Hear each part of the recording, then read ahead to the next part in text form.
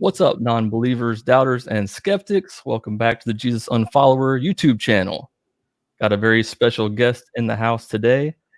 For those of you who don't know, this is Oz from the Atheist Roundtable. Welcome to the show, man. How you doing? What's up, brother? How you feeling? Pretty good. Besides the fact that my Patriots lost yet again today, but I guess after about 20 years of winning seasons, I can't bitch too much. I did want to ask about the Wolverines and that IU game. Ah, man, don't get into that. Oh, it's a bad time to be a Michigan Wolverines fan. I'm telling you, it's low. It's a low point right now. I thought 2020 was going pretty rough, and then the football season starts. I'm just wishing they would have just canceled the whole damn thing, at this point.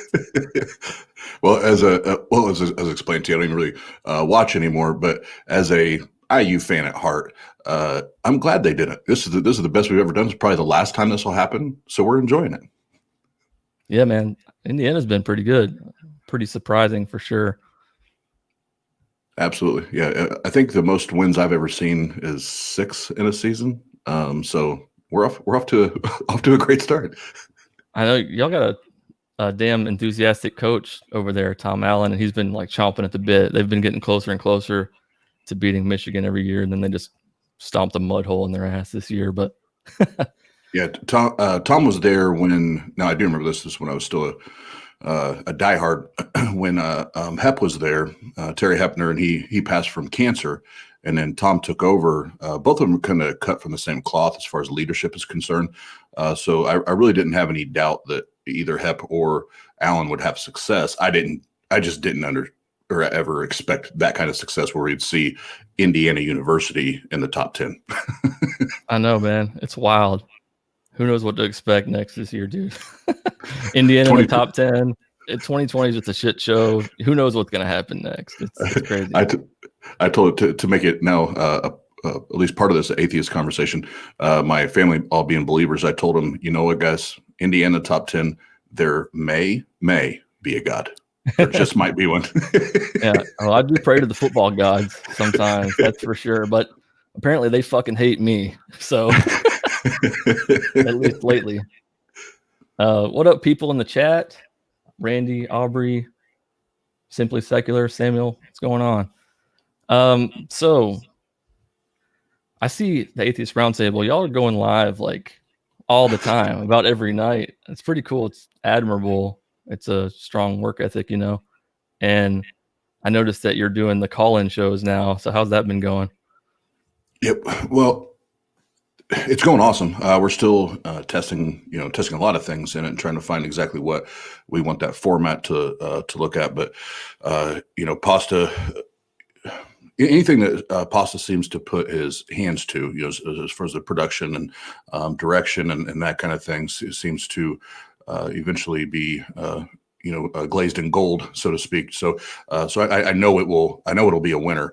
And then Jeff's already been doing a call-in show on his own channel, and helping with this. He's got the perfect, personality for that, demeanor for that. So it's just a matter of, working out the bugs, so to speak.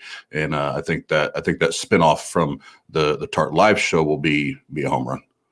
That's cool. Are you guys still planning to do like a few Tart Lives a week and then just mix in the call-in shows whenever you feel like it, or are you trying to go live like almost every night, or do you have a plan, or is it just kind of like whenever you feel it? I'm sure we'll get to a schedule because that helps everybody have some normalcy, not just us, but especially the listeners, the viewers. Yeah. So that'll probably be there. But I don't imagine we'll totally get away from the Tart Live show, where we have a singular guest that's in person. Matter of fact, we have one tomorrow night. But that's our bread and butter. That's how we got started.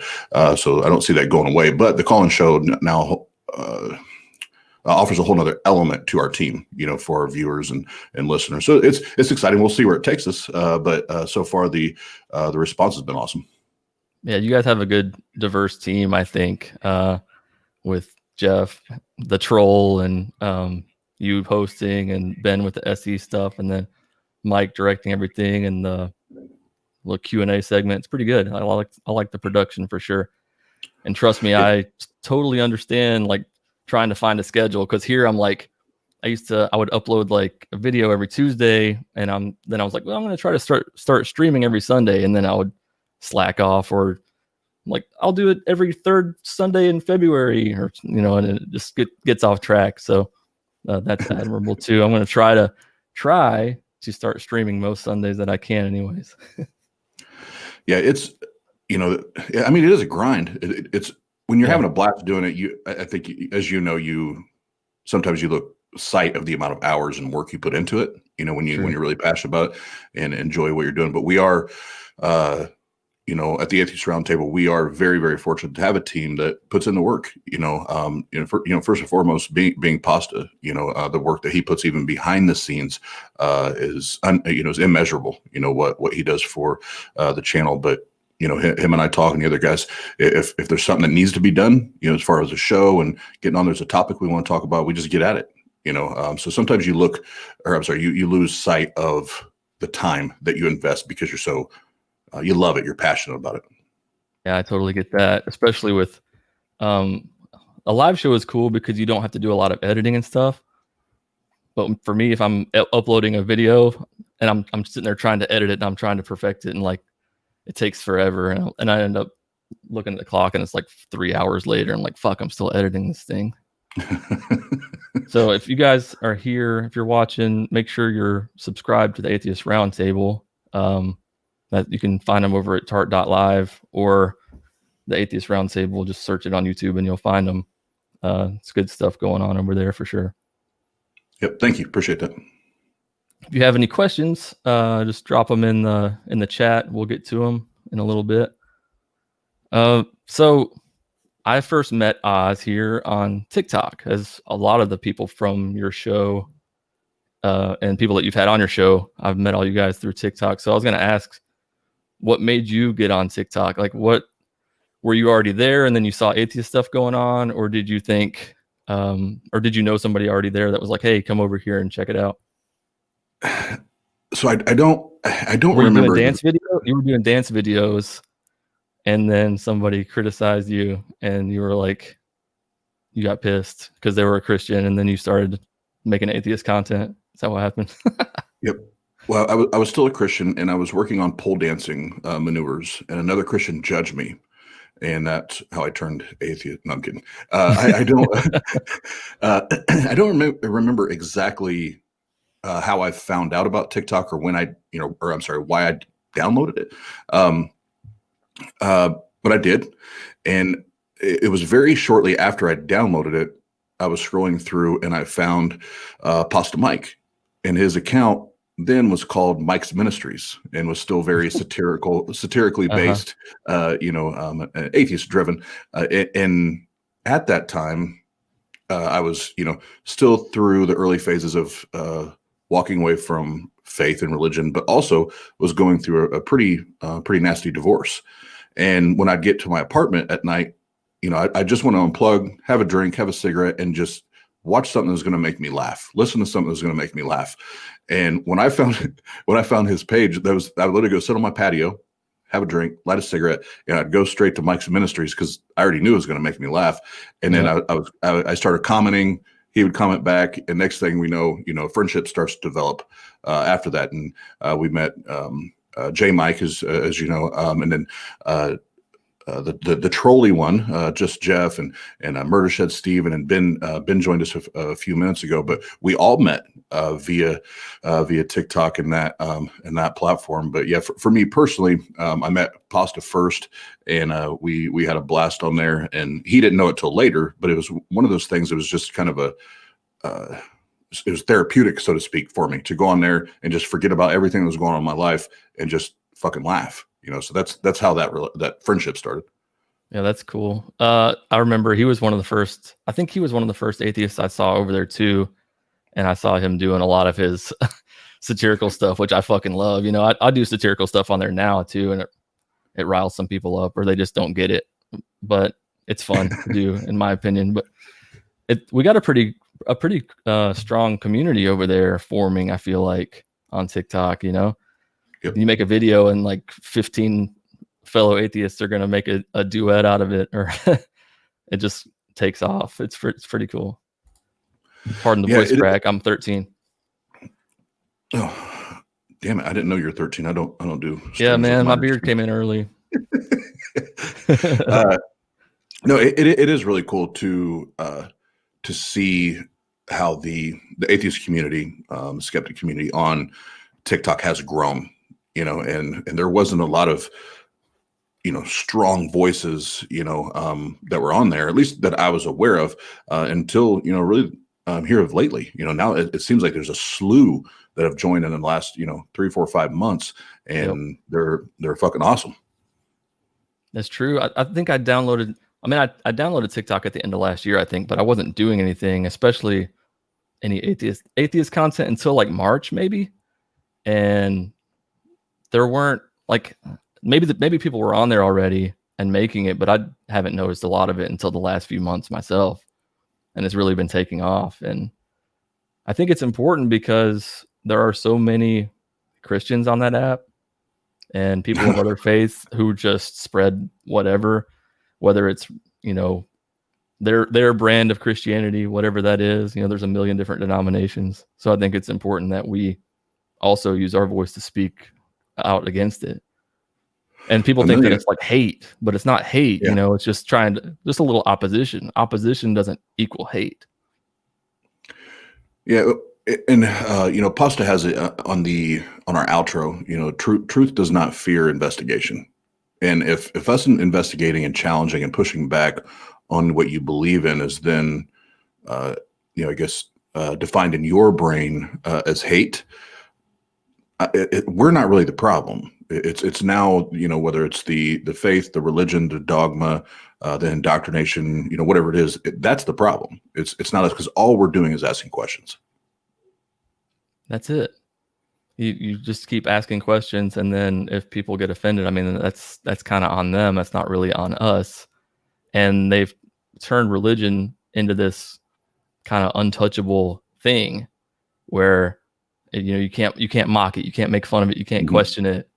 And I don't think that's a good approach, because if you put religion on this undeserving pedestal and you don't check it and you don't scrutinize it, then it's just going to allow people to just use it further for their own agenda. Yeah, it's very similar to, and I know Christians especially don't like it when I use this comparison as an example, but when we put it up there where it's unchallengeable, unquestionable, and it is just truth and it is fact, and you can't challenge it. Now we're talking. Now we're talking about a tyranny. Now it's you don't get to question me. I am that I am, and there is no way around it. So now we're talking about a tyranny or a tyrant of a God that won't allow us to question the very reason that we're here, the very reason that we should be worshiping him, should not be worshiping him. Like, we're not even allowed to ask those questions. So why do I want to be a part of something that I can't ask why? That makes no sense. I don't want to be a part of that. Yeah, it thrives off fear. It thrives off fear if you start having that fear. When you start questioning things, you start asking yourself, oh, look at that, Oz muted himself. You start asking yourself these questions like, is God real? And and that fear immediately enters your mind or whatever. And so it's completely fear driven. The church, not all churches, but I think overall the church makes it to where people are afraid to ask those questions, to speak out in any way. Everything is discouraged. They want you to behave a certain way, and when you don't, you look like the bad guy. Yeah, unfortunately I do know very well, and I know I know you do as well. It's I look back. Well, actually, on Facebook, I shared a video that that someone else had shared, and there's this lady going around like laying hands on people, and they're shaking and convulsing and doing all these things. And I shared it only because when I watch it, I'm like, man, it's, yes, part of it's cringeworthy, listening to the lady speaking in tongues and acting a fool. But the part that's sad is there's these people that you watch them, like as soon as she lays hands on them, they're looking around saying, okay, people are watching me. I have to act like this.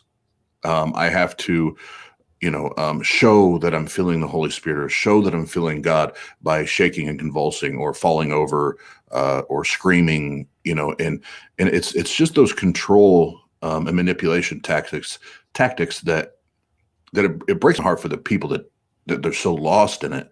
And they feel like if they do doubt, if they do question, that their pastors or leaders or parents, whatever, are just going to tell them that they're not good Christians, not good people, and they need to get their hearts right with God and repent. No, it's okay to ask. It's okay to ask. That's so true. Remind me, what type of church did you go to? I come from a tongue-talking, oil-slinging, running up and down the aisles, hyper-evangelical church, Shigabahai, passing the devil by. Sounds familiar. Very, very familiar. First time I ever walked in the church that I would become my main church, like where I really became a Christian. First time I walked in there, the piano player is up there playing, and then she just stops, takes off running down the aisle. I'm like, what is happening?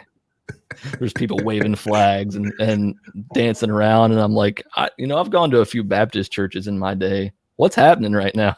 Oh boy. Those people screaming and convulsing. But yeah, it's true. Like there's a certain peer pressure to it for when there's an altar call, right? Here comes bring the lights down. Let's bring the music real soft. And then the pastor, makes you feel like a piece of shit. Who in here has sinned before and is a worthless sack of shit? Come up to the altar and give your life to Christ. If you've ever had a dirty thought in your life, you suck. Get up here. And so then you go up there and they lay hands on you. And yeah, there's people looking around, like they're touching you on the forehead. There's people looking around like, am I supposed to fall? Do I convulse? Is it the Holy Spirit? Yeah. I've had people tell me that like they tried to trip them, like they would try to push them like over a step, boom, that's God. Just slam them down on the floor, and then somebody comes around with a blanket and covers them up. Yeah, it's yeah. I have so many stories on it. Just coming from that hyper of an evangelical church. I could probably spend a day or two, just sharing stories that I remember of some of just ridiculous things. But I will say, as a kid, one of the most entertaining activities that I watched in church, that still to this day, if I walked into a church, I would probably laugh my ass off, like out loud at this point, is the interpretive dancing. And like I remember as a kid chuckling, but there's part of me like wants to find a like high octane evangelical church and go attend just so I can watch that again. I haven't seen it in years, and I think I would be on the floor laughing. I've been wanting to do like an undercover series where I go to these different churches and partake, see what's happening. But I don't know, I might accidentally get saved or something. So maybe that's not a good idea. They'll reel me back into Jesus. We'll talk you back into logic, buddy. It's like, oh no, the lights are dimming down, and here comes the soft piano. No, wait, and that I'm actually glad you brought that part up, because again, from our perspective now, it is entertaining, and it is fun to talk about.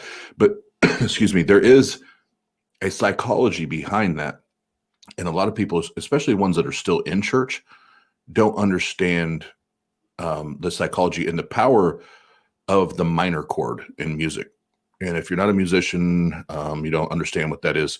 That's the easiest comparison I give you is like so a lot of the 90s grunge bands played a lot of minor chords, like your Nirvana's, Pearl Jams, things like that. And it's a very melancholy tone, and they love to, they go from the hype music, what you're talking about. And it's, oh, praise the Lord, we're here. It's Sunday. Praise God. We made it through another week. God be the glory. And we do all that.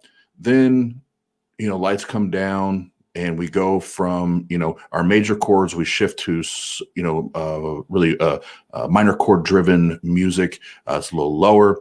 And now this music becomes more tribal rhythm or tribal beat based music, and becomes very hypnotic. And the music then also shifts to where on, so if it's verse, chorus in the music, the verse will be very subtle, very calm, strings, piano, whatever. Then there'll be this build, and it'll be build with, the tom drums, whatever. And there'll be this very rhythmic tribal build into this climax, this emotional climax where it's like, boom, and they get you. And the words are very repetitive. And that way, the music, even if it's your first time there, you can remember it in about 2 minutes. And they're already building, the hook, the line, the bait. They're doing all that. They're already setting the tone that way, which Kevin, you alluded to a little bit ago. When it comes time for that altar call, and some of the absurd ones that I've heard, for example, are like, if I'm ministering, Kevin's out in the crowd, and I say, Kevin, if you don't know that if you go get in your car right now driving home and crash and die, if you don't know that you're going to heaven, you need to be down here right now. Again, complete fear tactics. But guess what? You're so lost in your feels. If you don't know any better, you're so lost in your feels. You're so lost in your emotions. It's like, I don't want to crash. I don't want to die, and I don't want to go to hell. Yep. And now we have a decision that's made out of emotions and not a logical thought process. So that's where I struggle with that. And I could go deeper into that because I've dug into the psychology of those things. But those things are, one side funny, but the other side, it's really fucked up. Yeah. It's so much emotion. It goes into all of it, the music, and with the altar calls and stuff. They'll do like, I don't know if when you went to church, but they would do like, almost like waves. There would be like one altar call, and it's like, if they didn't get enough people down there, let's make it more broad. Like you said about if you get in a crash type of thing. Yep. Just, if you don't know for a fact, you're like, damn, I did kind of have a bad thought today. And then, so you're down there too. A lot of manipulation. Yeah. Well, and I will share this because I think help rounds that out. I think if I share this, kind of put a exclamation mark on it, but part of that is they've done, I can't remember how many tests, but they've put people, in brain scans and provided a religious experience for them while they were in that scan, whether that's praise and worship music, one of their favorite pastors, preachers, whatever, praying, whatever it was. They put them in that kind of environment, and then they watch the brain. So two things that scientists know happens is during that quote unquote religious experience, it triggers the same reward center in the brain as sex, drugs, rock and roll, especially your uppers, your cocaine, things like that. The other thing it does, I can't remember the name of the lobe because I'm not a brain surgeon and neurologist, but there's a lobe in the back of the brain that helps to control our, how we make our decisions using logic, using reason. And that part of the brain actually shrinks during those experiences. Now, once the experience is over, it does go, return back to its normal size. So it's not, permanent. But I think it's very important to know that scientifically, that in those experiences, you've made yourself more vulnerable to the manipulation and the lies simply by the way they put the service together. Yep. Yeah. There's it's not like they do it by accident, a lot of intentional manipulation going on there. Right. Yeah. It's for those of you who never had to go to those crazy Pentecostal, whatever, emotional churches and don't know what we're talking about, be glad of it, because and you and I spoke before about the skits and stuff that they would put on, like the Heaven's Gates, Hell's Flame stuff and all that. The Hell House or whatever you were talking about before, where they Hellstop. Yeah, Hellstop. Oh, Hellstop. Oh, yeah, that's right. It sounds like a gas station. Yeah. Let me run into Hellstop and get a Mountain Dew and some Cheetos. The flaming hot Cheetos, though. We're going to hell. That's right. That shit hot. So I'm gonna shift a little bit into. I know that you've talked before, and you had a show that you did with Jenna Belk and Ethan, maybe about mental health and stuff. Right. And obviously, if you're struggling with mental health, the first thing you want to do is get professional help. But I was wondering if you had any tips for people who are not religious and are kind of going through some mental struggles of what they might do, because we don't have that crutch of a God that we lean on like we used to when we were religious. Yeah, it's this subject is very, very what's near and dear to me. I have my own personal diagnosis, but it's very important to me because coming out of faith, religion, I was always told that you should just pray more, pray harder, have more faith. Your faith isn't strong enough, but yet that book said I could have the faith of a mustard seed. So it was always those things that I was always so confused about. Mm-hmm.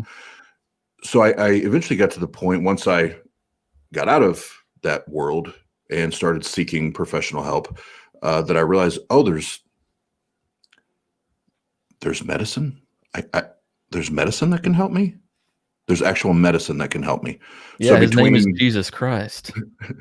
No, that medicine's done. It didn't work.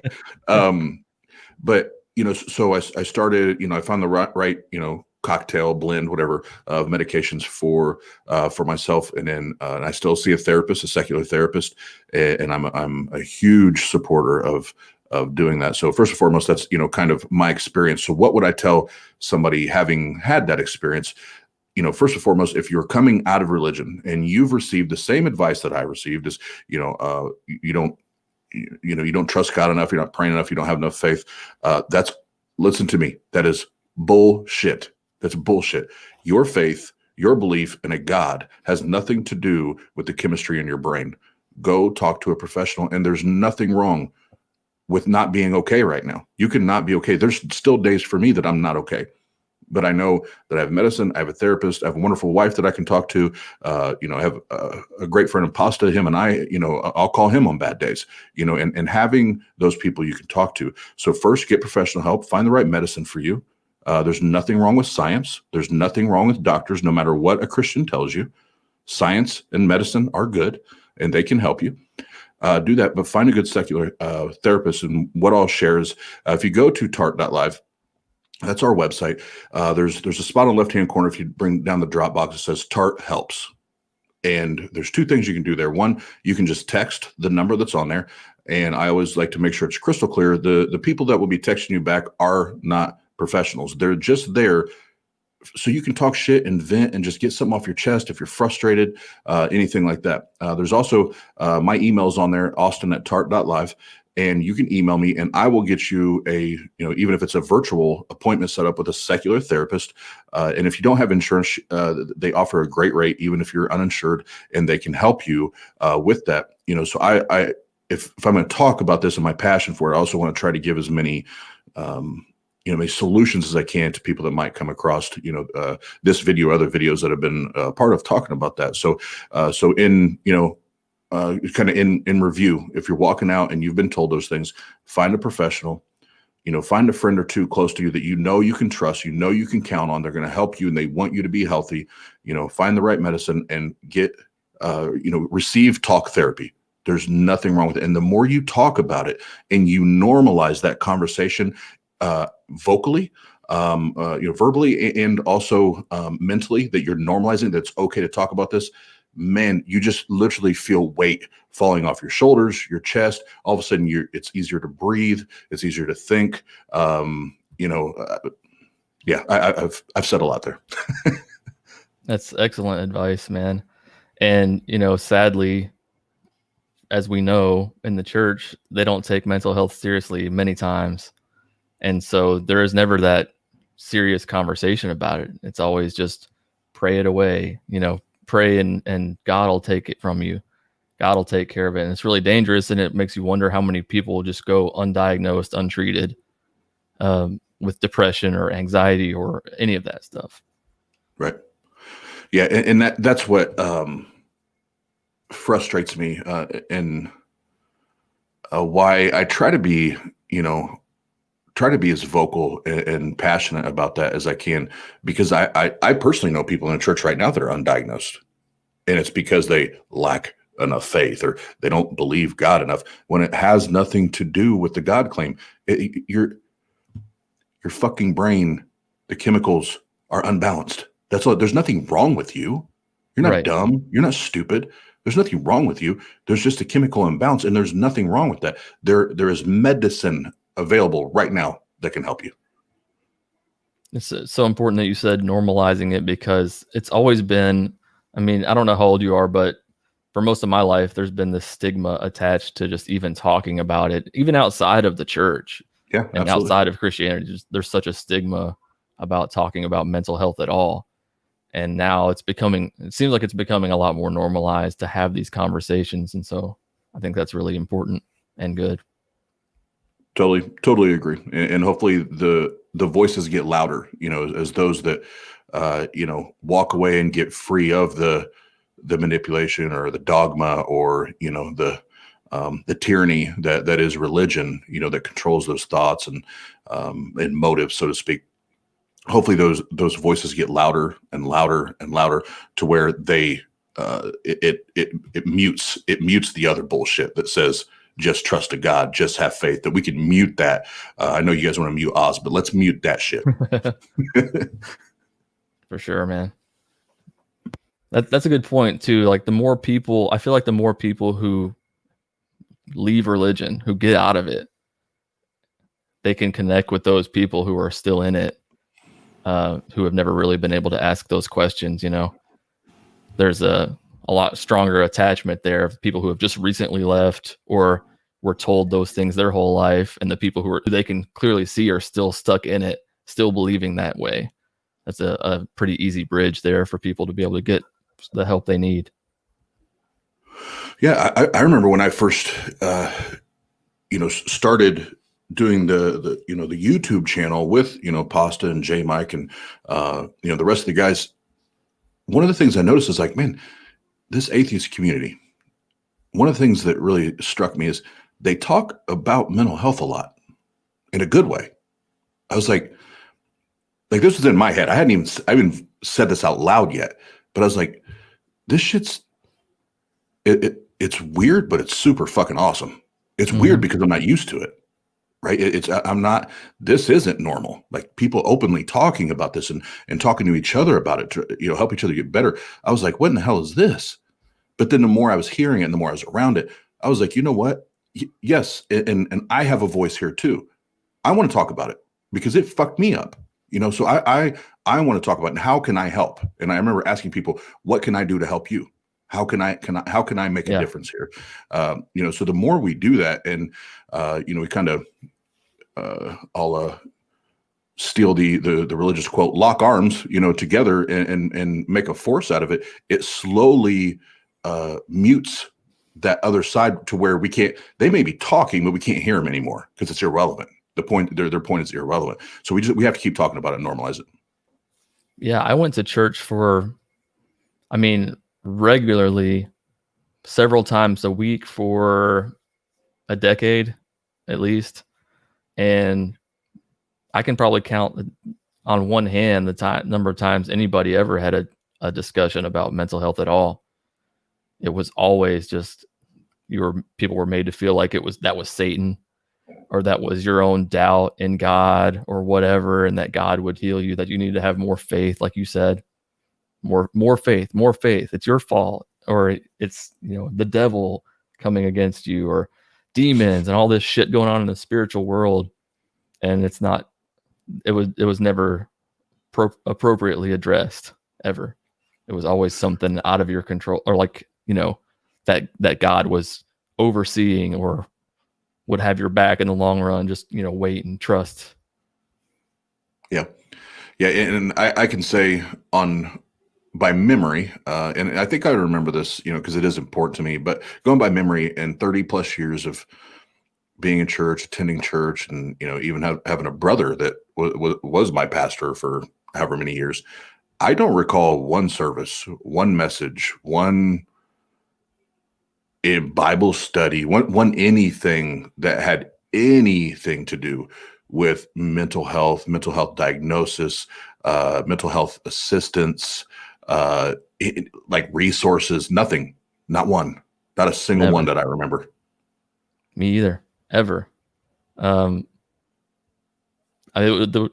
would see demons be cast out of people, but we wouldn't have conversations about depression or anxiety or anything like that. It's just the crazy polar opposites there. Literally, it would be people laying in the altar having demons cast out of them, or they would take them to another room, some dark room, and cast out demons. But we can't talk about depression. And think about this: that we will take the time. If let's say you and I are attending the same church and we're part of that ministry together, we will take the time to go lay hands on this person that is supposedly demon possessed, right? And has this devil, whatever that is, whatever that means. It could take an hour to cast out this devil, but we won't take 5 minutes. We won't take 5 fucking minutes to talk to somebody about their mental health that might be suicidal, might go home that night and take their own life. We won't take 5 minutes to talk to them, but we'll take an hour. We'll take an hour to cast out a devil. Now we start applying logic and reason, and as skeptics, how does that make any sense? None. It's what? It doesn't make any sense. And then, God forbid, pun intended, I guess, somebody end up committing suicide. That's viewed as a sin, and they're the unforgivable sin. So it's like there's always that thing to think about too. Like you can't. That's not even a way out for the people who really don't get the help they need, because that's a sin too, and God's going to frown upon it.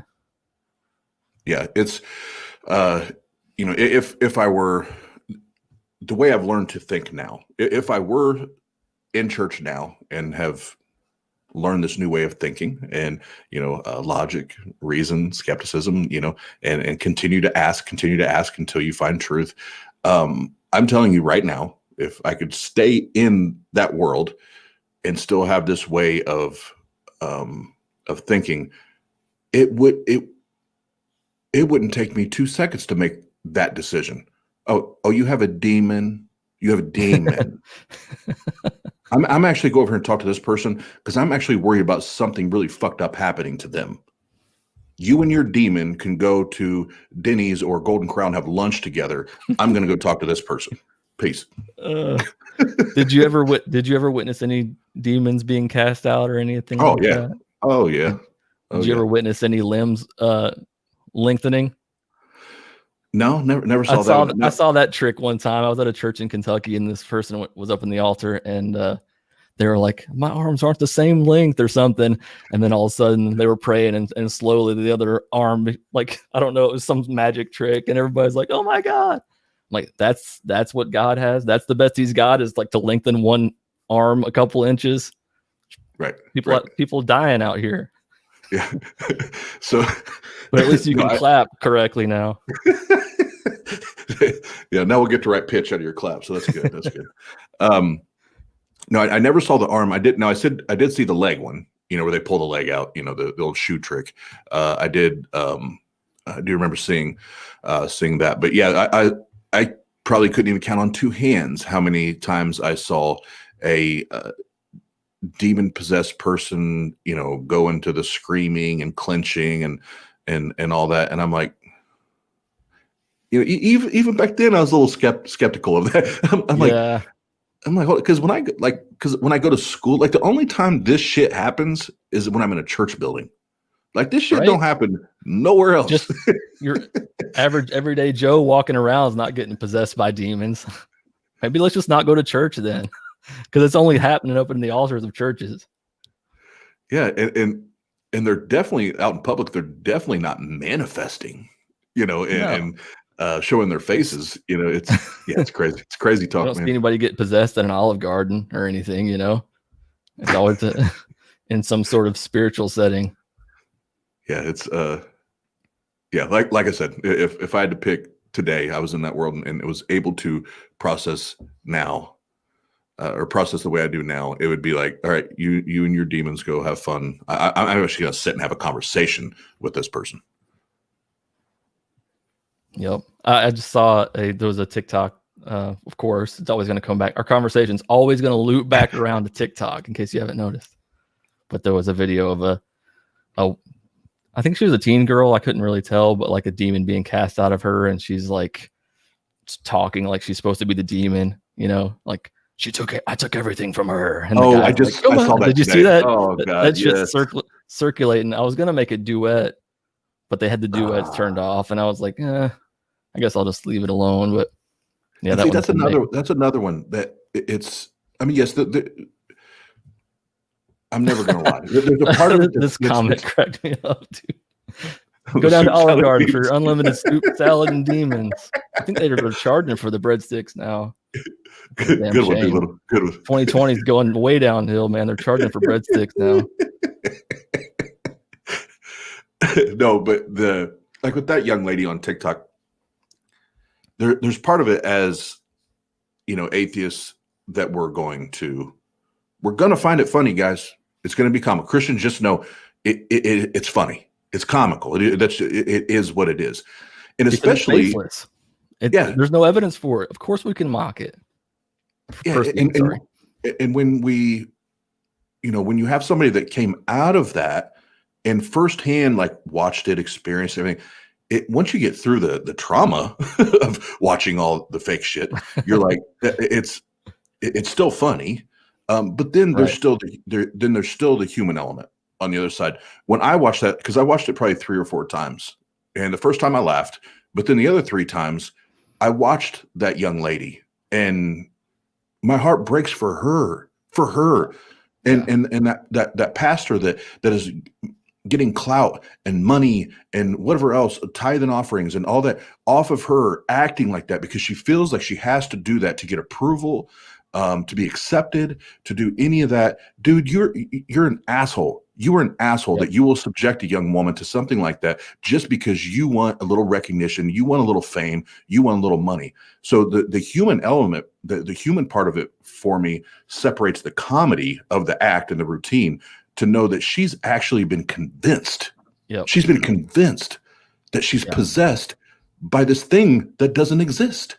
It's sad. Imagine what her family setting is like. You know, they've completely normalized that, where that's just completely normal. Just, you know, we're gonna head down to church and get a demon cast out today. It's really sad. Like you said, I mean, I'm gonna laugh my ass off at it, but then I'm gonna be like, damn, you know, because I remember when I was in that shit, and I was always, like you said, I was skeptical of that kind of stuff in a way, but at the same time, I thought there might be something real to it. You know, the spiritual warfare, all the shit going on that we can't see, angels and demons fighting and shit. Yeah, maybe I'll get a tattoo on my chest of an angel fighting a demon. That'd be pretty cool. Oh, please do. That's what you said that about the warfare. And I grew up, my mom was very, very hung up on that. The spiritual warfare, the fighting. And she was a music pastor. She actually wrote and released 2 Christian contemporary albums where a lot of the music that she wrote was about that, you know, that front lines of the battle, you know, all that shit. And when I look back at it now, I like to ask Christians, first of all, what's the need? What's the need in the war? What's the need in the fight? What's the need in you experiencing, traumas and hurt and wounds on this made up battlefield? What is the point in it? Because your Bible says that that he already fought the battle, and the victory is yours. Won. And it says the victory is yours. The battle is the Lord's. The victory is yours. The battle is the Lord's. So why do you feel like you have to put on this armor and you have to go and fight and take all of these wounds and everything? I don't understand where that came from, and I don't understand why it's still used, because it's not, according to their book, it's irrelevant. It's not even a point, because he already did it. It's almost as if you stop talking about this shit, it'll stop happening. It's like rolling around in honey and expecting fucking bears not to come maul you, you know? Just call him bald. Just call him bald. Oh, shit. Just call him bald. Oh, Oh, that's my favorite Bible verse. 2 Kings 2:24, 2:23, 2:24. Just don't call a man bald. Hey, don't even waste money on the honey. Just call him bald. Did you ever pray to God to sick people for calling you bald? No, that never even crossed my mind. Yeah, me either. But apparently it's cool. God's behind it. Hey, if you guys have any questions, make sure to drop them in the chat. I got one more topic I'm wanting to get to here. I heard on a recent episode of Tart, you were talking about how when you were in church and you would hear people talk about how they felt called to preach, and they would use that terminology, I'm called to preach and stuff. And I don't know if you couldn't really resonate with it or whatever. But you said that you kind of feel that now, almost like that pulling with what you're doing now with the Atheist Roundtable, like a purpose, I guess, maybe, for lack of a better term. Yeah, God's a really sick God, and He allowed me to find my purpose within skepticism and atheism. No, I'm kidding. No, I did. You're using your talents for the devil. And I was thinking about this today. I don't know how many people prophesy to me all these different things that I was going to do, or what office of the of the ministry that I was going to sit in. One told me I was going to be like the Apostle Paul. The other person told me I was going to travel and minister into all the inner cities and do that kind of more street evangelism. And that, and another one told me I was going to be travel either in a band or in the hip hop group I was in, that we're going to do that, and it was just going to blow up, and we we're going to do all this. So it's like I always got all these prophecies, and I was always like, yep. God's going to do a mighty thing through you. Yeah. And a couple of those, like, literally getting pulled up on the stage, in the middle of the service, towards the end of the service, and they say this in front of everybody, and I'm like, well, shit, maybe it's maybe it is real, but it never resonated with me. I never connected to it. I never felt like any of that was real, and I actually pretty regularly questioned my purpose when I was a Christian. What am I doing here? Why am I here? Can somebody help me? And it was when I left, the faith, I started dabbling around on like YouTube and things like that, because it was like, I know I want to be a voice for other people like me. And at the time, I felt really, really alone. And I was like, I'm probably only one of a few that's like been here and feel the way I feel. So I felt like I wanted to make a voice. Now, obviously, in hindsight, and compared to where I am today, I found out, holy shit, there's a lot of people. There's a lot of people that have been here and have felt the way I feel. But I got into this community, and I started seeing the change, the positive change that we could have, all of us could have, that Tart can have on people that are coming out of that, and help them to know that this is okay. And it's the first 3 months, 6 months that you're walking away, maybe longer. It's gonna suck, man. It's going to fucking suck. People are gonna hurt you. Old friends are gonna leave you. Your spouse might leave you. I don't, depending on the situation. Like, it's not going to be easy. But all of a sudden I found this voice, and I, in the midst of that, meeting Pasta, and Pasta really propping me up. Like, no, I want to hear you, and people need to hear you. I want that voice to be heard, and him doing that. And then, obviously relationship with the other guys, and doing that and having that community with them. All of a sudden I was like, man, I love this. And all of a sudden I did have that. To answer your question, all of a sudden I felt like I had purpose. Like, I felt like I had a meaning on why I was doing what I was doing. Because before, I just did it because that's what mom and dad and everybody told me I was supposed to be doing. This, yep. Nobody told me I'm supposed to do this. Nobody told me I had to do this. This is something that I connected with. And I was like, you know what? I want to help as many people as I can. And I wanted to do it without them feeling controlled, manipulated, lied to, anything like that. So I'm going to do this, and I'm going to dig my heels in, and I'm going to help as many people as I can. So now, with again, the relationship with the guys on Tart, and being able to really get better and grow as a man, but as an atheist and a skeptic with my friendship with Pasta, him always challenging me and always pushing back on me. I've now found that where, like you said earlier, I'll go live every damn night if it helps somebody. I'll go live every night. I don't give a shit. Now, if we're not helping any people, then no, we don't need to go live every night. But if we are, I'll do it every night. Yeah, and thank Jeebus for social media, really, because that helps you find your people, your tribe, or whatever, for lack of a better word. And there's a lot of people looking for that community out there, because I know when I left my faith 10 years ago, 11 years ago, however long it's been now, there wasn't, not that I could find.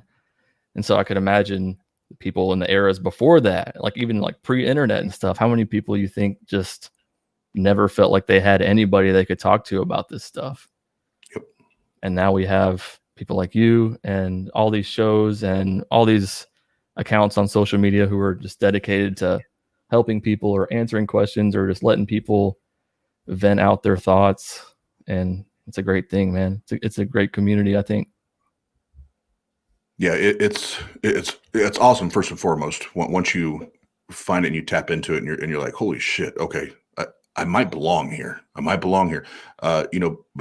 Kevin, there's still a lot of people. Even, you're right. The interwebs do help us, right? By all means, find those connections.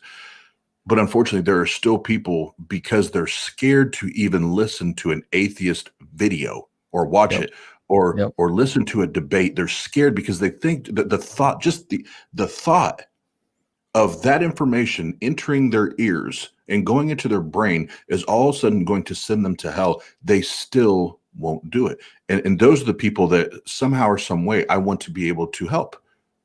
Whether I'm on the other side, like once they have made that decision, they figured out, okay, I can do it and not go to hell. I just want to play my part is what I'm saying. Whatever that is, I just want to play my part. I want Tart to play their part in that. And how do we help people? And don't get me wrong, we want to have a bunch of fun while we're doing it, because I think that's part of the healing process, has been for me, is being able to joke and have fun and do it. And we want to do that. But at the end of the day, are we helping people? And if that's our motive, I think we'll succeed more and more and more. For sure.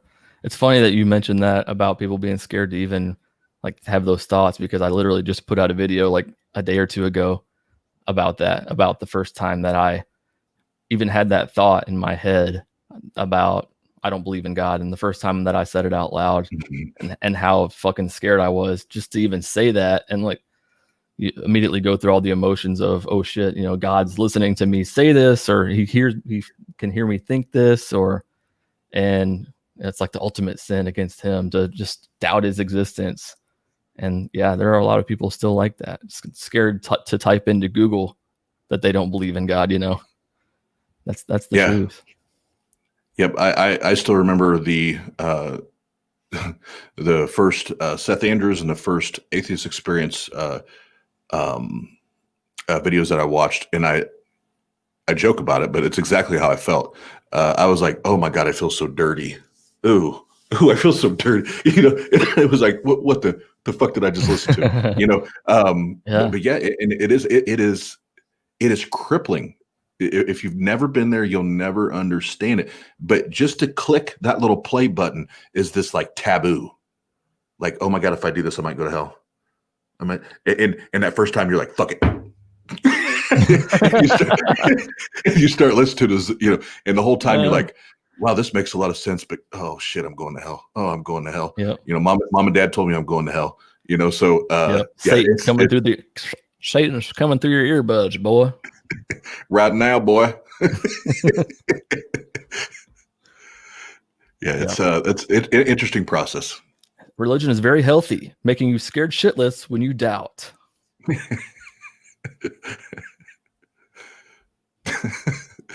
Yeah, I had a comment for that, but that might be a little disrespectful, so I'll keep that one to myself.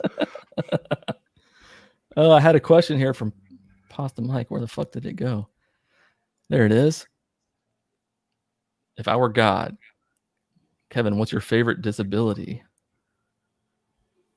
Oh. The hard-hitting questions. I'll say irritable bowel syndrome. It's probably my favorite. Tops the list. Just debilitating. IBS. Do you have one, Oz? My favorite disability. Oh my God. Yes. I love dinosaurs. I would literally get that tattoo. I would get a tattoo of Jesus riding a dinosaur. I might get absolutely. T-Rex. Yeah, I'm trying to think my answer to that. I would probably say, it's funny. He asked this question to one guy on our show, and I think it was a Christian. He was like, cancer of the heart. It was like, what? What? Holy shit, man. What is cancer of the heart? He went dark. Oh, man. Yeah. Here's a question. Here's a question for you. How long did it take you to like publicly be an atheist on your personal account? As soon as I was in my apartment that night, and I actually had a book and had some videos going, atheist, materials, and the light bulb went off. And it was like, I've got my atheist materials here. Yeah. That's why I said it like that. The light bulb went off. I rubbed my beard. My pocket protector. Sorry, go ahead. And now I'm a nerd. No, but as soon as that switch, that I flipped that switch in my head, where it was like, holy shit, I'm an atheist. Like I can't believe in this anymore. Like I do not believe in this shit anymore. I went 100 miles an hour because my thinking for me, this isn't for everybody. For me was like, I'm just gonna do it, because if I keep waiting for the right timing and that kind of thing, all I'm gonna do is create more anxiety for myself, which I already struggle with anxiety. So I was like, I'm not going to make it worse and trying to push it off. So I'm just going to fucking do it. And I told everybody, put a thing on Facebook. It was nothing disrespectful. Just like, hey, I'm not going to church anymore. I'm done. If you have questions, keep them polite. If not, we don't need to talk about it. That kind of thing. I don't remember exactly what it said. And I got some pushback, on it from some people, but pastor sliding into your DMs trying to bring you back. I had a few people preach to me, but I told them, I'm not ready to have these conversations yet, so you can respect that or I'll block you, until I'm ready to have that conversation. But I did it. And I'm not telling everybody to do that. That was just for me, because I knew, like I said, if I tried to prolong it, that was actually going to be worse for me. So I just came out of the gates. Yeah, blazing. I can understand that. I've been an atheist for like 11 years, and I never made any kind of public declaration on any of my personal stuff. I mean, now I have my Jesus unfollower stuff in the bio, but I mean, you got to go to my account to see that. And a couple of people have, and I have this whole long post typed out about being an atheist. And it's real nice. Like you said, it's not anything like, fuck you, fuck religion or anything, it's nice, but I still haven't posted it because I'm like, some days I'm like, do I need to? And then some days I'm like, I probably should, even if it helps one person, like you were talking about earlier. If there's one person who's still stuck in religion or going to church when they don't want to be, or they're afraid to question anything, and they see that post and they're like, oh, there's somebody that I can talk to. Maybe I need to do it, Yeah. And, I'm not saying it was that post that did this, but since I made that post, and there were a few people that were like, hell yeah, man. Like, if you're happy, we're happy for you. This is coming from Christians, but there's now three people that I know from my past that since I made that post up till present day, and just my consistency in the message, my consistency and my passion for it, are now atheists that were once Christian, and I think that's, even if I stop now and there's only 3 people that came to the right side, so to speak, you've won their souls for Satan. Yeah. Then, we did a good thing. We did a good thing, and that's I think that's awesome. Then you multiply that. That's yeah, absolutely. I'm taking them down with me, man. But then you take it singular, but then you broaden the scope, and we look at the Atheist Roundtable, we look at TART, and now the audience that we've built there. If we can make that kind of impact on an annual basis, where we get a couple here, a couple there, and we're helping to shift them towards being skeptical and asking questions and applying logic, applying reason. Guess what? Again, if you ever have watched the Tart Show, if you don't, we appreciate if you do check it out. But we have a ton of fun. Like we have the serious conversations, the important conversations, but we have a blast. And if we can help people in the meantime get away from the dogma, the religion, the control, then let's fucking do it, man. Yep, I totally agree, man. It's important to have these conversations, and people just think that we're out to get their God. They take everything personally, when really we're just asking questions. We just want to know why you believe that. Why do you believe that? What's your evidence for that? Did your parents tell it to you? Is it, just because the people who are around you believe it? Do you just want to believe it? I think a lot of people believe just because they want to believe. Yeah, and one of my favorite questions is how did you come to believe that this was true? Like, what was the process? What convinced you? How did you come there? Great, excellent timing. Oh shit! But yeah, man, it's important to have fun. I think you guys are doing an awesome thing over there at Tart. Make sure you guys are following, subscribe to the Tart guys. Atheist Roundtable. Yeah, I like I tune into you guys all the time. You probably see me in the comments. No, we appreciate. Well, and thank you for plugging us. But no, your support and anybody that goes over there, tonight and follows, we appreciate it, and we do. We have a blast. I want to make sure that that's known. That there's some nights that we are very serious. There's serious topics to be discussed, but there's other nights that it is it's comical relief. Yep. And also, if you're not subscribed to my channel, what the fuck are you doing? Hit the subscribe button, hit the like button, or I'm going to take a screenshot of everybody here, and I'm going to look through my subscribers. I'm going to whoop somebody's ass. So Tim's got a question. Do you realize now how ridiculous your belief system was? Let me think. Yes. Yep. Yeah.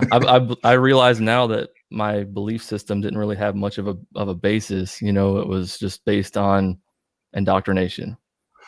Well, and there, to even more directly answer his question, it's not I won't say all, but for most, it's not even a belief system. There's no system in place. In my career, I'm very driven on systems and processes. So I know a good system. I know a good process when I see it.